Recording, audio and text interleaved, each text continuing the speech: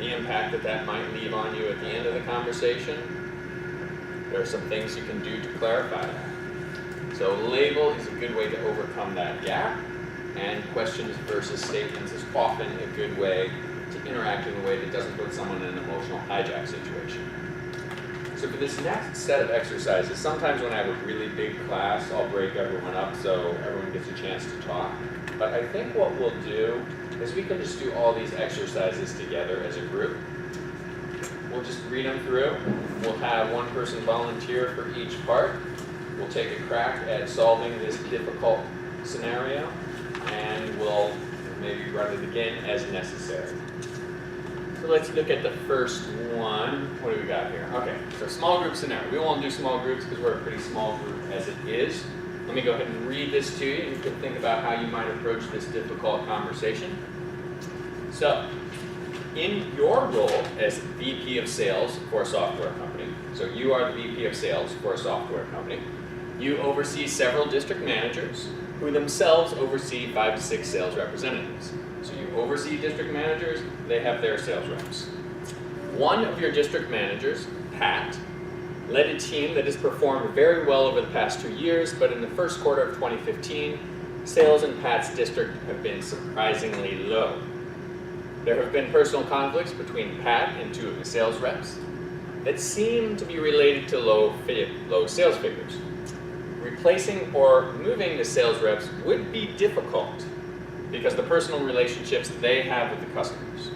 However, moving Pat to another district would be fairly easy. However, Pat has been a great district manager, and you do not want Pat to feel blamed or punished, so you would like to resolve the personal conflicts and get the team back up to par. You need to talk with Pat.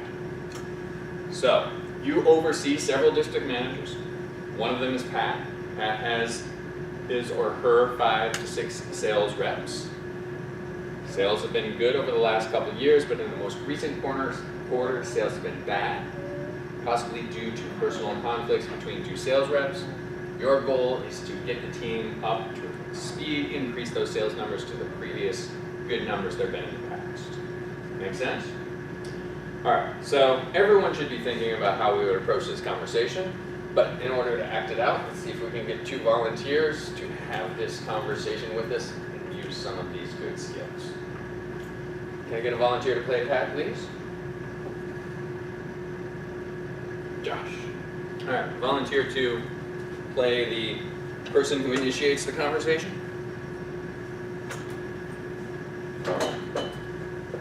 Natalie, go for it. All right.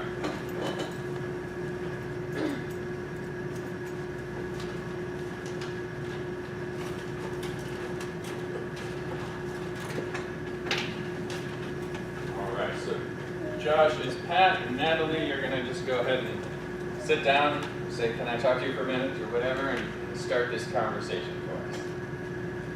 Hi Pat, how are you? So it's come to my understanding that this district, along with some other districts, are having a bit of trouble this year. Can you maybe discuss that a little? What's happening? I guess it's not just my district. I think we've done very well in the past, but some of the sales reps are not quite what we've had in the past. And I think that maybe we'll see some numbers sooner. Okay. So, are there any other districts that by chance you'd like to maybe get involved in? Maybe you can see if you can work some of your magic that you've worked in previous years in another district maybe? Is there anything about what we need? If it's something that you'd be open to for your own career growth, I think you're an amazing, sorry, what's his name? District manager. I think you're an amazing district manager, and I think you've had some great years previously, and I understand the challenges that you're facing now may come from outside people, so I'm willing to extend that opportunity to you. Well, I mean, just at first blush, I have done a good job here in the past. I'm pretty settled. I think maybe moving some of the problems incorporate this issue. Right, but you have an expertise that I just can't duplicate. It'd be much easier for me to just place you someplace else and use your expertise there.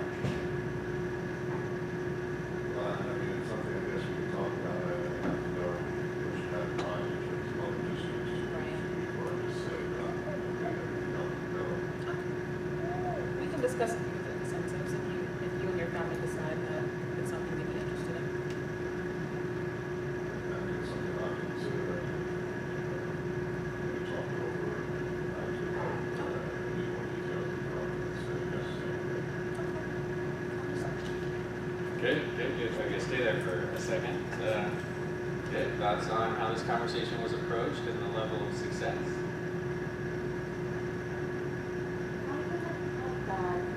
Natalie will bring up tackling or resolving the conflict rather than, it seemed like she came out with the thinking already set in her head that she wants to move back to a district.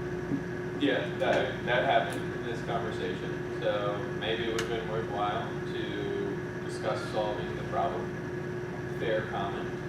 Absolutely. Yeah, let's see. But it was interestingly successful even without doing that. I just figured the junior staff, they have to remain, right, because they have the connection with the customer. So they have to stay. The only way to kind of resolve this whole dynamic is for Pat to move. Okay. Maybe there was that was the underlying thing. That it didn't really cause as much tension as it could have, but there was still an underlying, there's this problem with the two sales reps, and I could see that potentially leading to problems. The fact that they weren't able to talk openly about it and label, all right, this is the problem, we have these two sales reps.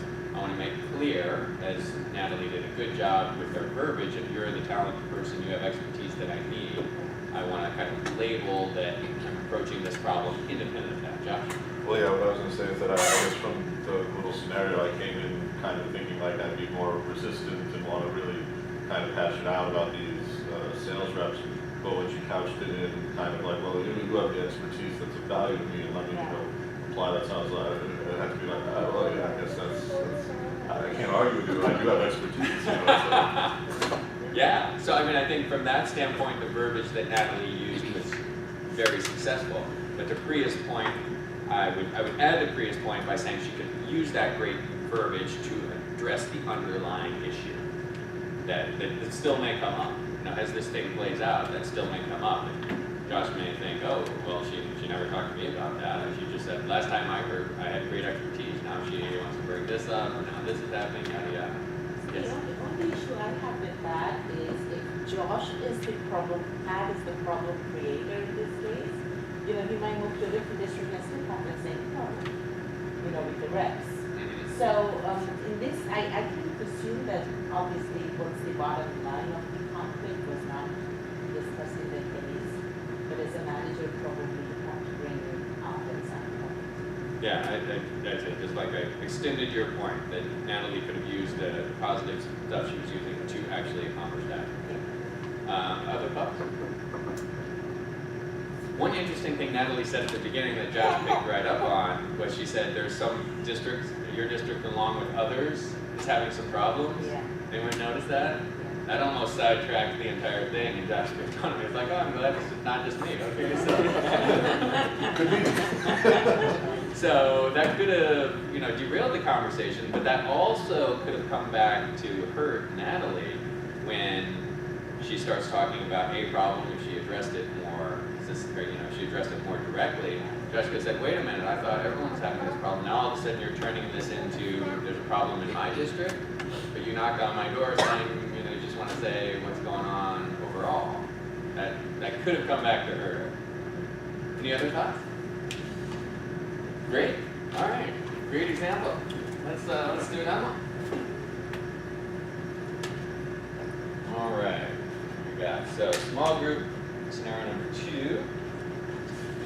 You are going to play the marketing director supervising 18 professionals and support staff. The nature of the work requires a collaborative environment where professionals give work to the support staff. So one professional on your team, Chris, has started dating a person on the support staff. Right? Chris is a professional. He or she has started dating someone on the support staff. Although there's no policy prohibiting dating, several coworkers have complained about the two being too affectionate at work. Some also indicate that there's preferential treatment for Chris's newfound love interest. You need to talk to Chris. All right, volunteer for Chris. Joan Inch? All right, Joan Inch will play Chris. Someone want to play the initiator of the conversation? Priya? Go for it. What am I supposed to do here? I'm the marketing director, is it? Yep, marketing director, how are you going to approach this difficult conversation? Label as necessary and not put Chris into an emotional hijack.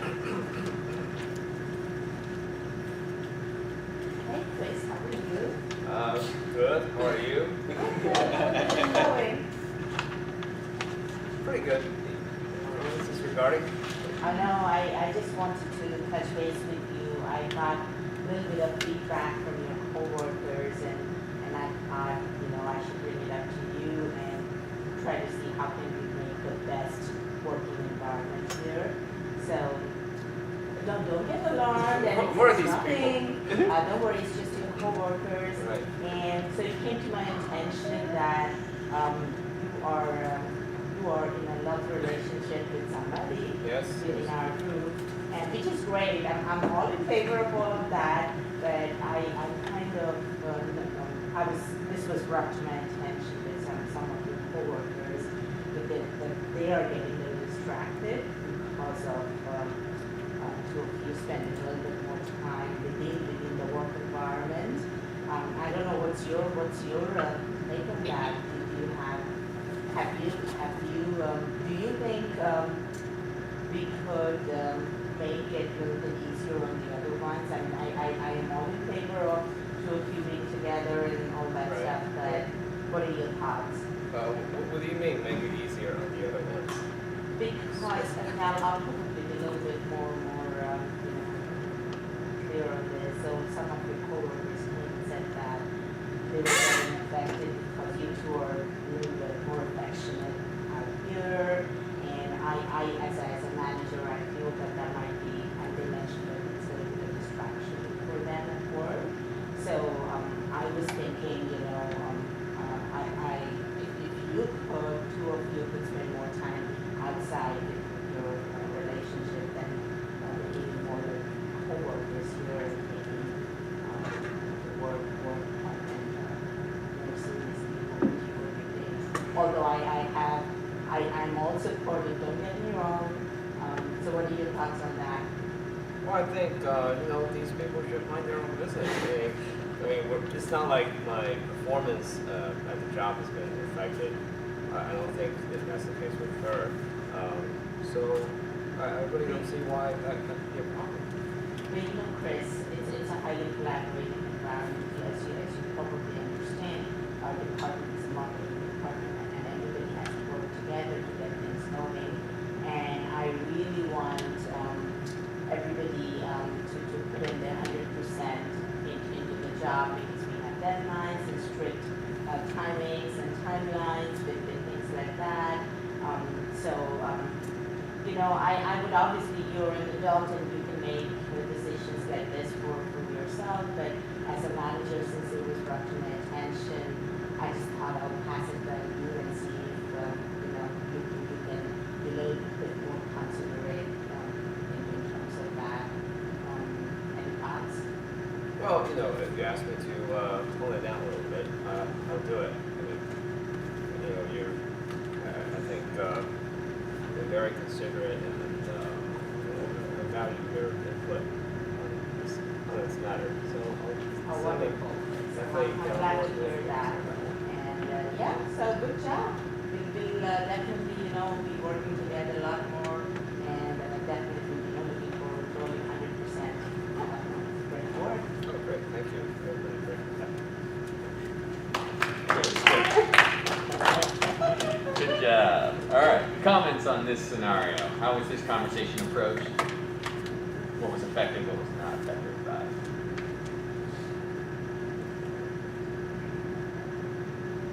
Jared? I think she was trying to calm him down, not to let him go to the emotional hijack.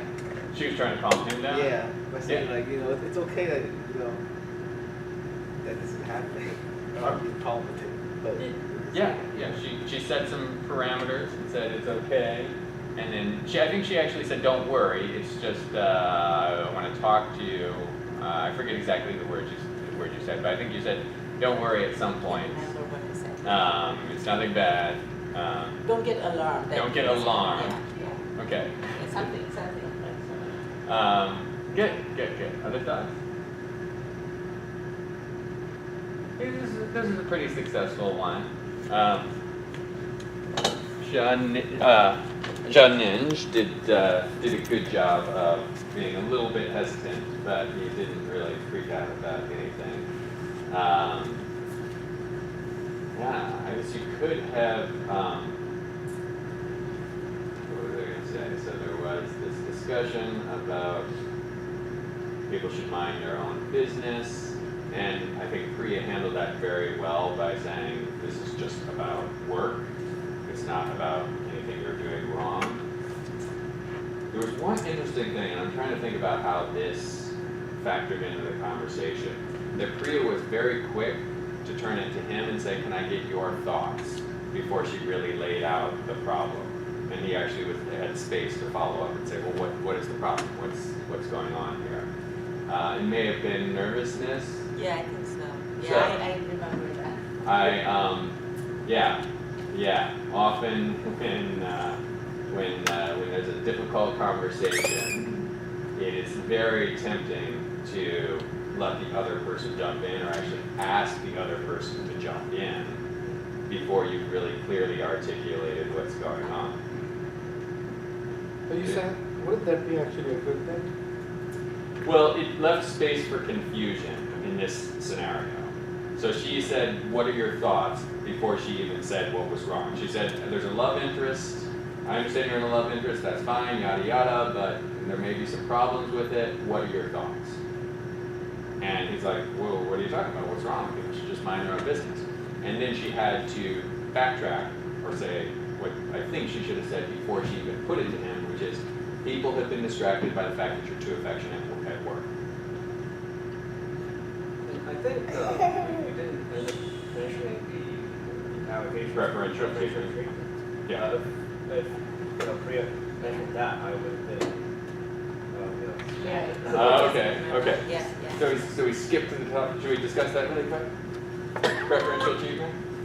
I think I wouldn't have been able to really talk myself out of that one. I mean, it's still a case of he said, she said, but it would force my character further into a corner. Oh, yeah. Okay. Do we want to do it again? Do we want to do that, just that section again? It's too odd. All right. Any other comments before we move on? All right, let's move on to the next one. What do we got here?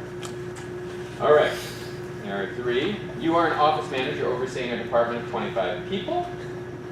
2 of your employees separately complain to you about Jamie's unpleasant body odor and how difficult it is to work in the same area. You agree to talk with Jamie. All right, volunteer to play Jamie, please. Helen? All right. And volunteer to play the office manager. All right, yeah.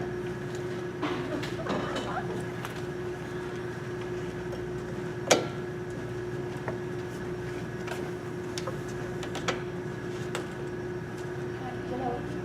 Yeah, I'm good. Actually, working with the team members. Yeah. Is it good? So far so good? Yeah. Everything is good. Everything's good? Actually, I just want to talk a little bit about some issues brought to my attention.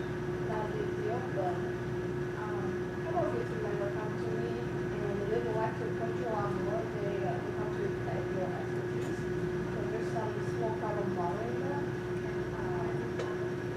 It's gonna be a small honor there, and maybe if you make them feel hesitant to approach you. What is going wrong with those guys' nose?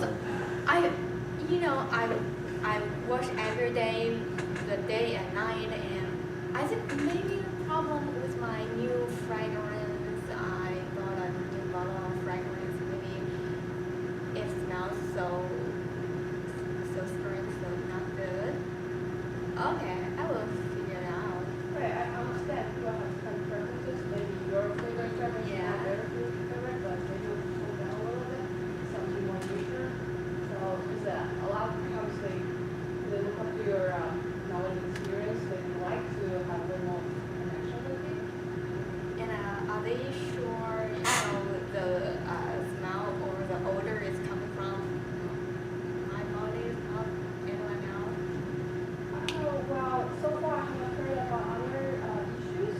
But is there any other thing in the office that you guys concerned, I will definitely look into it. Okay, okay, I will pay attention to that. Alright, thank you. Good, alright. Comments on this scenario? It's a very hard one. She was very nice, but usually I don't think people would be so nice. Yeah, that's my thought, that this went very, very well, and we can think about why it went well, but we can also be aware of the fact that it's less likely I to. was, at first I saw she had a big response. I was like, I was ready for some tough punch, and then she just turned and said, maybe my fragrance was too hard to accept, but she turned around as herself.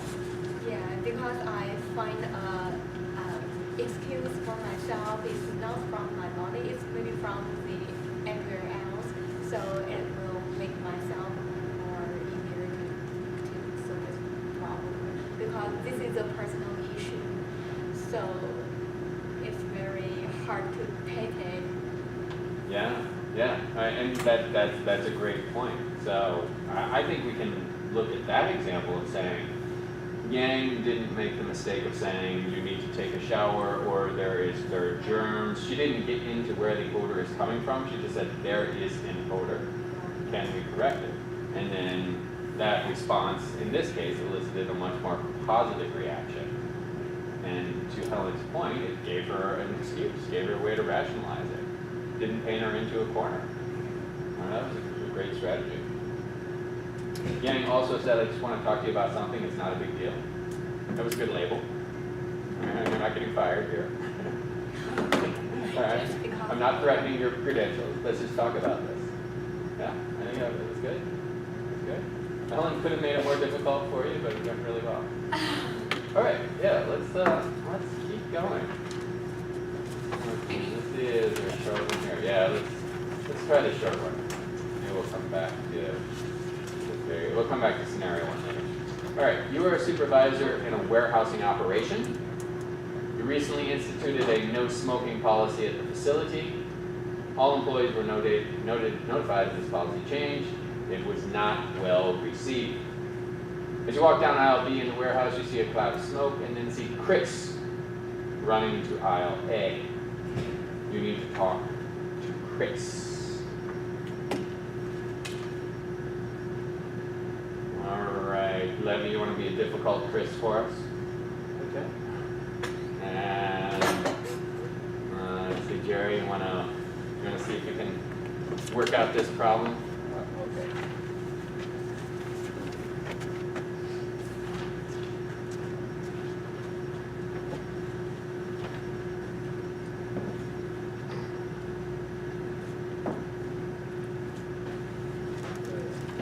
Hi Chris, so I'm calling you here to talk about something that I saw today. And I understand that you might not like our new policy. Okay. Yeah. I'm not sure what you're talking about. Yeah, so when I was walking, I kind of saw a cloud of smoke, and I understand that. I know that we now have a no non-smoke policy. So I was Sure, you saw me, so you're saying you saw me smoking? it's, I can't say I saw you smoking, but it's a question. Go on. I'm not sure what the problem is. As you know that we currently have a non-smoking policy, so it's better if we not smoke in the warehouse. For the hope that Yeah, I've seen the policy, like all other policies. But, you're the warehouse manager, and I mean, if you just stay in the office, we do all the hard work, so I don't know what you're making such a big deal out of it. The work's getting done. Like, even if I was smoking, but it's not really a big deal. I don't know what the issue is. I mean, I think it's still better outside. But maybe, even though I really feel like the smoke when you're working,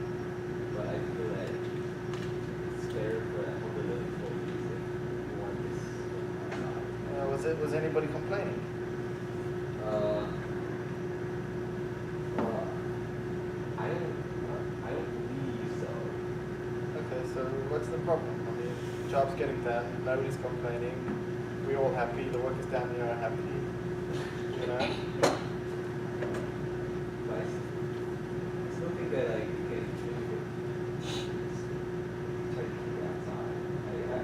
I'm not. It's not gonna be fired or anything. But like I'm just saying like for benefit of all.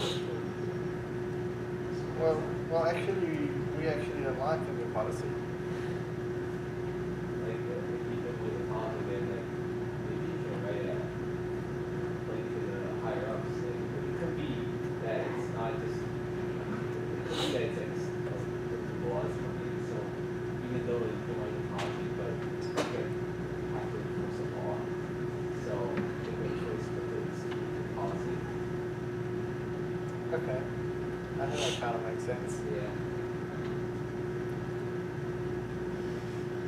So I think that maybe it's still better if we smoke outside. I know that you might like smoke, like you have as a smoke during when you're working, but it's because of the policy for the health of all employees, it's better if we smoke outside. Okay. I will try to smoke outside. I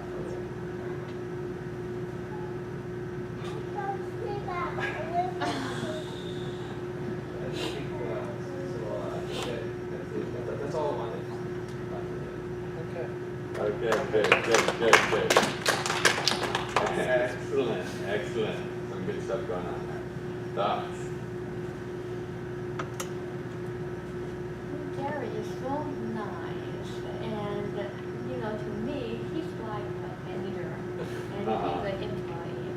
I think Gary can really be stronger, and he kept on asking questions. Did you see I smoke there? Yeah. So definitely, I would agree with that. That this is a good chance for Jerry to practice and think about how do you confidently present a problem. That was one aspect, I think, of the way Jerry approached it. And the other aspect was the burden of proof that Levy jumped on. So let's discuss both those. Like how could Jerry have found more confidence to present this, or what words should he have used?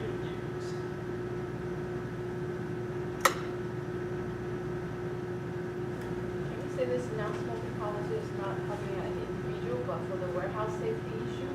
So it's not just the individual behavior, but for the big picture, it's for the safety fire hazard? Yeah, so he definitely could have said that, and he also could have just said it's a non-negotiable policy. Frank? I guess Jerry may check the security camera and make sure to get some evidence before he chopped it out. Yeah, so that's an interesting dilemma. How should that have been handled? That maybe you could prove it, maybe you couldn't prove it. Should Jerry have checked the security footage? What do you think? Priya? I think without having a solid proof about that it was really him, there could be multiple smokers within the company. I mean, it was a bit of a fruitless conversation to me. Okay, Josh. But I was just to say, this may go counter to kind of the point of this whole thing, but it's, I would have thought that based on the way it went back and forth, it was just, at some point, I think if I were the manager, I'd be like, well, we came in here to have a really light conversation about smoking, but now we have to talk about how you don't respect me. We're going to have a much heavier conversation now. Okay. Okay. That's a good point. I was told to play a tough person. Yes, exactly. So in terms of, let me comment on the proof issue first. I guess the way the scenario is written is it's Chris is the guilty party. But I don't know if that's completely necessary to prove that, because it's meant to be a let's just respect the policy type of conversation. So, we're not establishing proof beyond a reasonable doubt, and there's no punishment. So let's just make sure we're on the same page and make sure that if you were near that cloud of smoke, that you'd not be near that cloud of smoke next time. So that's why I might hesitate to say Jerry needed to check the security footage and all that. He just needs to say, look, I'm the manager, and this is I'm going to confidently lay out what the plan is, and let's make sure that we're on the same page as that. And I think it's almost like Levy put Jerry into an emotional hijack. You see what Jerry started doing once he saw that this was going to be a difficult sell? And this was partly because he read the scenario in class, but it spoke to me in terms of how he was approaching the conversation. What Jerry did is he just kept looking down at the notes. I mean, how are you going to have a conversation with someone every time they come back and you're like, well, you did this? And I think that was probably a nervous reaction. Yeah. Because I wasn't sure how to approach it because I'm trying to be nice, but sometimes like if he's trying to be difficult, like maybe I'm not. I try not to like go to emotional hijack with him. Just like try to be nice and like not like trying to calm him down. Okay, so maybe that was your way of pausing, taking a moment. Yeah. And I think that was a good strategy. It's definitely affected the way you presented yourself though. Yeah. And it's all about this personal interaction with the person you're having a difficult conversation with. The same comment I would say when you all are giving presentations. You want to be looking us in the eye, you want to be relating to us, you don't want to read your presentation. Same thing is doubly true in a difficult conversation. You want to bring that sincerity to the person you're talking with. Any other thoughts before we move on? Yes, now. How would it have been if he just asked him, sorry, I don't know the current name. Chris or whatever. Right, if he just asked, were you smoking over there? Forced him into that corner. Yeah, that could have been a good way to go. He could have warmed it up a little bit. He could have said, look, I know we have this new policy about no smoking. I saw some smoke as you were running away from aisle B, and I want to ask you, look, was it you? That I could see some potential problems. I meant to come back from saying, well, did you see me? Okay. Oh, once Levy started saying, do you have proof, yada yada, he could have said, well, was it you? Tell me, was it you? If you tell me it wasn't you, then I'll believe you. And it would have worked especially well in this scenario because there's no need to get to that undeniable burden of proof, just to make sure we're on the same page. Great point. Anything else? All right, good. Have a seat, guys. Appreciate it. Let's go back to this scenario one. So it's going to take us a minute to get all the moving parts here. But I think this is valuable because this relates to a conversation you might have had already or will have in the near future. So you are going to play an MBA student at RBS, and you've worked on several team projects with the same group of students in your finance class. One team member, Alex, does not seem to be contributing as much as everyone else. Alex did the bare minimum for the first project and promised to contribute more for the second project. Although Alex did put in more effort for the second project, the work was not completed on time or in the correct format. So you and the others needed to step up at the last minute to complete the project.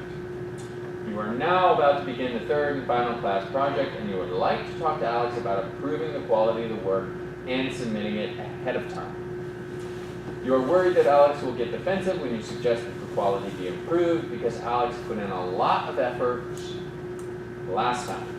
And you are also afraid that Alex will think you are being unreasonable if you suggest that the work be submitted ahead of time. But your grade in the class is important and you need to talk with Alex.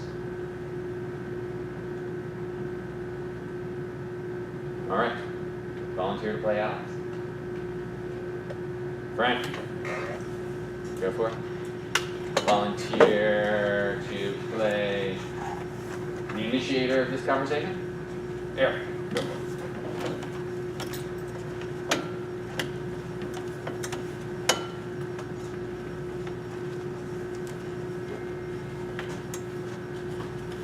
Alex, how are you? Hi. We need to start our third project for the finance class. And I remember in the second project you did a great job and you bring a lot of great ideas to our second project. Yeah, I thought that my best. Yes, we can figure that. So to quickly review last time, we have a little bit rush in the last minute of the project too, and some about the format things. So our team members think if we can do better in the third project, so we think we can make a deadline before the real deadline of this project, and we can finish in that time. And another time we can, as a team, to review our work and make everything better. What do you think? Yes, no problem. I agree with you. But let's say, what are the deadline? Yeah. Yeah, for my No, it's for everybody. For Same. everybody, Yes, same. yes, same. Everybody need to finish a little bit earlier than the real deadline, and we can, as a team, to review that. So, do you think that's okay for you? No problem.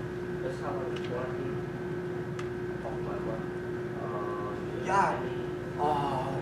From the last project, we see most of the part of the job is good, but only some, the format things you need to follow. We need to follow the same format in our team, and something about format and something you bring out a lot of good ideas, but you also lost some great ideas from the class that you taught. So we added them for you.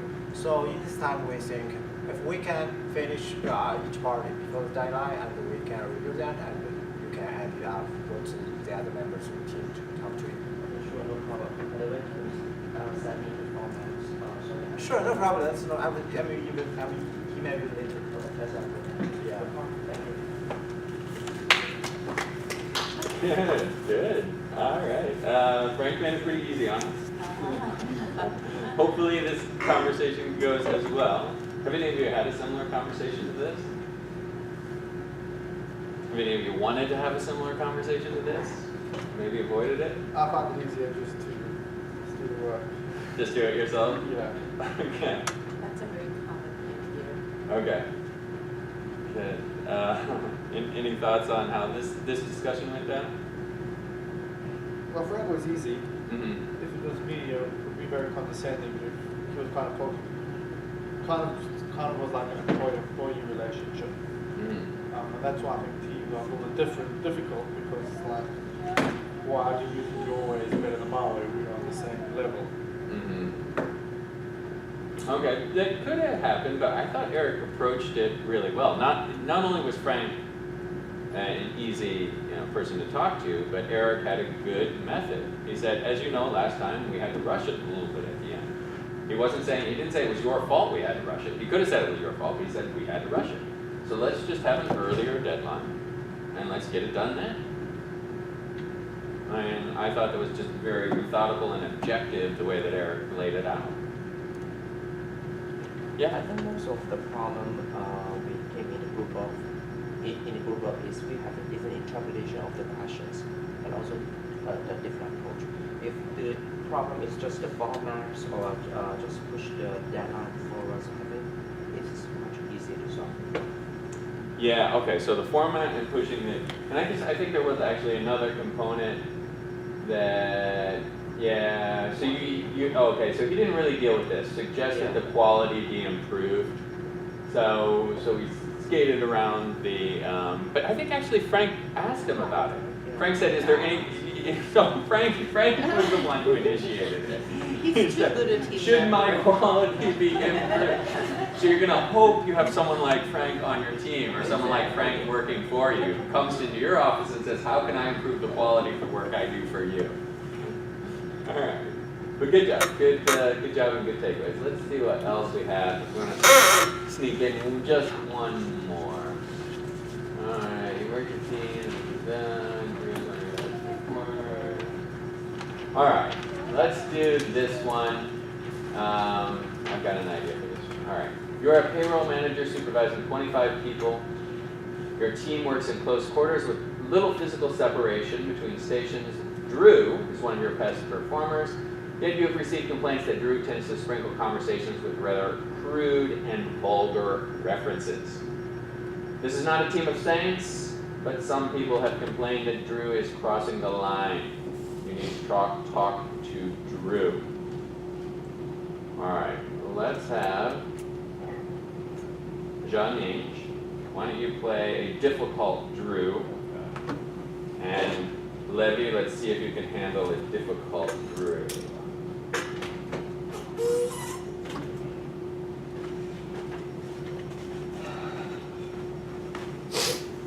Everyone went, right? I didn't skip anyone, did I? Mr. Mulligan. Hey Drew, how are you? Hey, can't complain. Good, good. Yeah, we just got the workday. It's long and hard. Yeah, That's yeah. what she said. Yeah, it kind of is for all of us. I just wanted to call you in here just to discuss something quickly. It's a difficult conversation for me to have because I don't like to get involved, and sometimes these matters could be a bit personal, but I feel that I would want someone to have a conversation with me. Other people felt the same way.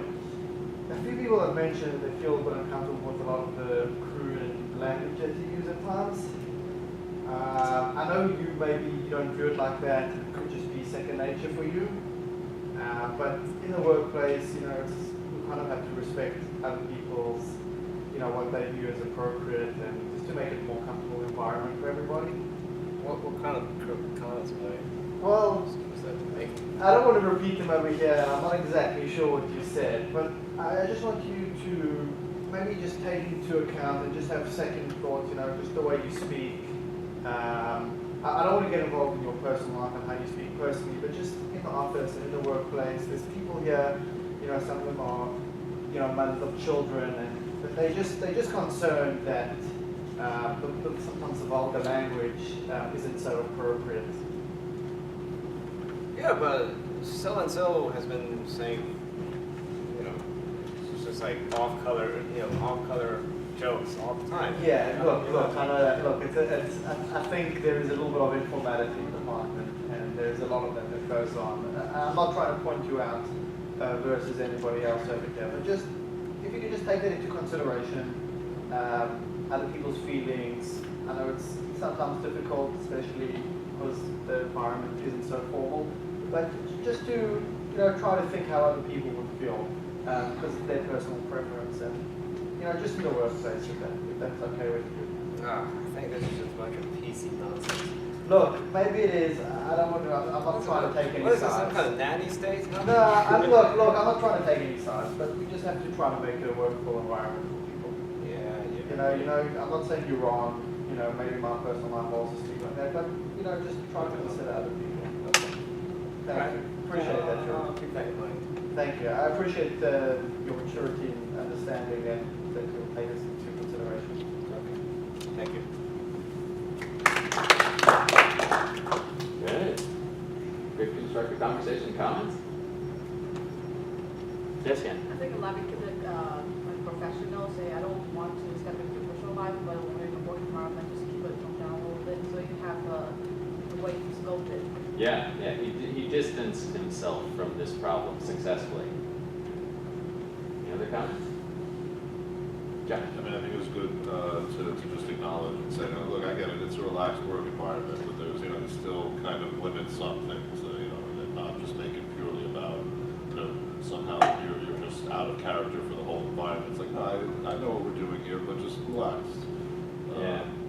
It gave it a very real quality to the conversation. So I understand, you understand, let's solve this problem together. He didn't fall into the trap of nitpicking what is vulgar, what is crude, what is not. That would have been a more difficult conversation. And he left it at the, just take that into consideration, which I think was probably the goal for this conversation. There was no, let's write you up, there was no further action or sensitivity training.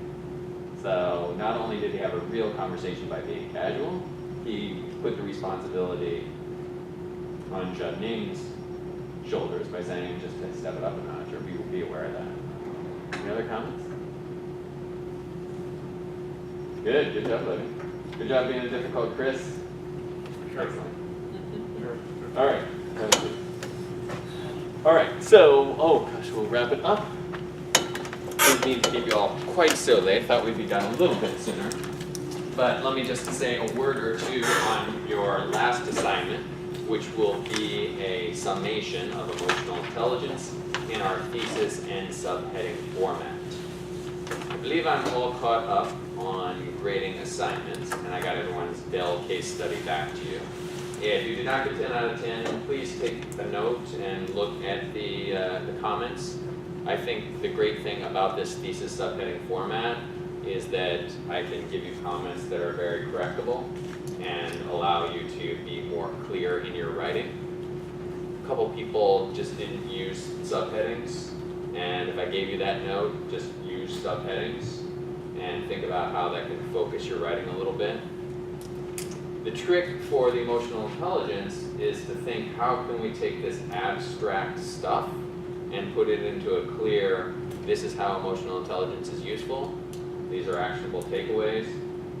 What is the assignment, Jared? Can you read the assignment description for me? Reflect on the emotional intelligence content discussed in class and write an essay about what emotional intelligence is and how it's useful for employees who need to communicate effectively in a business environment. Okay, so what emotional intelligence is and why it's effective.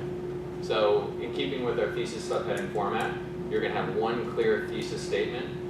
Emotional intelligence is X and is useful because of X, Y, Z. And then you're going to have 3 subheadings.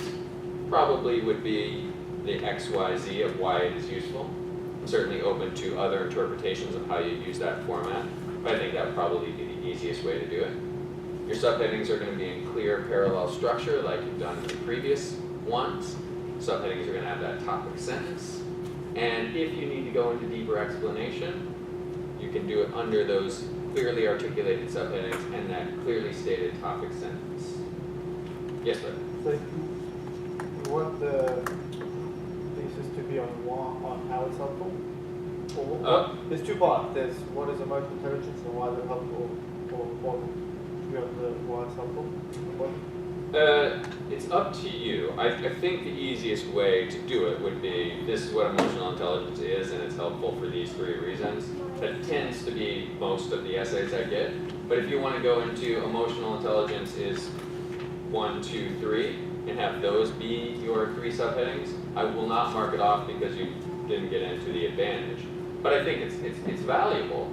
It's valuable to take, you know, the abstract creative type things we've been discussing over the last 2 sessions and think about how could I use this. And I think that's important anytime we learn soft skills, and also important because of the 2 class periods you've invested and you can take away. And at the same time, your last chance to practice this thesis subheading format in terms of the clear writing that I think you can learn from that. There was a question for you. So does it have to be 3 subheadings or it could be 2? Yeah, it could be 2, could be 4. Any questions? And then the next class, the last class, is our improvisation stuff. And I think there's just a quick article I've asked you to read on that to prepare. And there is a quick 3 or so minute video that I would suggest you take a look at. Improvisation is similar to emotional intelligence in that it is a soft skill. Learning how to use improvisation and relate those takeaways to a business environment is something we need to think about. And if you can establish some framework, if you can get an idea of what that takeaway might be by watching that 3-minute video or reading that article, which is just a couple pages, I think that's going to position you to get more out of the class next time. All right, hope you enjoyed the exercises today. I look forward to seeing you in our last class next week. Thank you.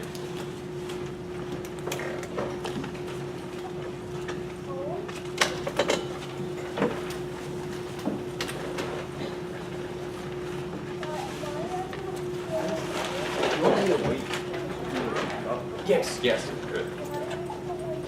And also, yeah.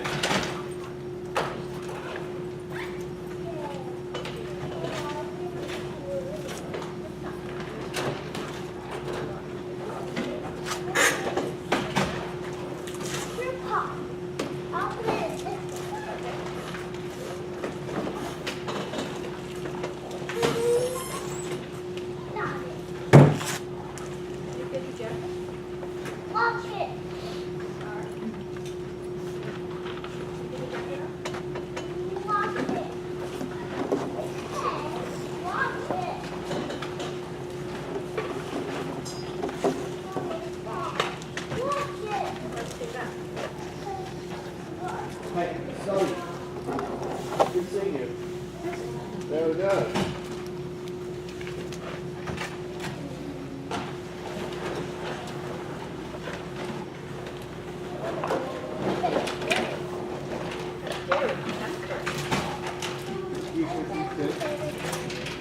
Rita, did you see the comment I wrote on your last? Title. Yeah.